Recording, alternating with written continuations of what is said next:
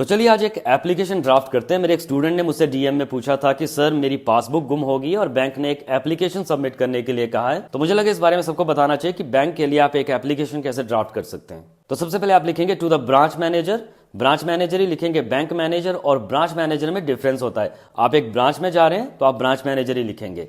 फिर उसके बाद बैंक का नाम और लोकेशन जहां पर भी वो ब्रांच लोकेटेड है। फिर उसके बाद आएगा सब्जेक्ट। सब्जेक्ट में आप लिखेंगे रिक्वेस्ट फॉर रीइश्यूएंस ऑफ पासबुक, मतलब नई पासबुक के लिए आप रिक्वेस्ट कर रहे हैं। फिर आप लिखेंगे डियर सर या फिर ma'am, I am writing to formally request to reissuance of a passbook for my saving या फिर current account at your esteemed branch.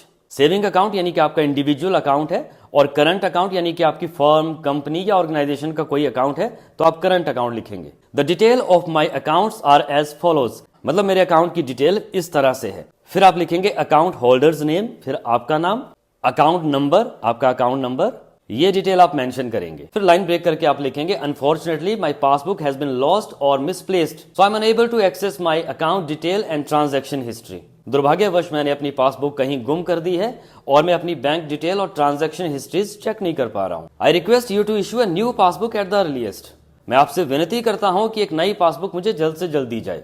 I am willing to provide any necessary documents or complete any formalities required for reissuance process. Reissuance process के लिए जो भी documents या formalities चाहिए होंगी मैं उनको पूरा करूंगा। फिर लाइन ब्रेक करके आप लिखेंगे I would appreciate your prompt assistance in this matter. इस विषय में आपके जल्द सहयोग को मैं अप्रिशिएट करता हूं। Kindly let me know if any further information is required. कृपया मुझे बताइए अगर मेरी तरफ से कोई और इन्फॉर्मेशन रिक्वायर्ड है तो। फिर लाइन ब्रेक करके आप लिखेंगे thank you so much for your kind consideration. फिर नीचे आपके सिग्नेचर। वैसे आपकी सहूलियत के लिए कंप्लीट एप्लीकेशन ड्राफ्ट करके मैंने कमेंट बॉक्स में ड्रॉप किए, आप चाहें तो वहां से कॉपी कर सकते हैं। Save this reel for future references, काम आने वाली है आपकी।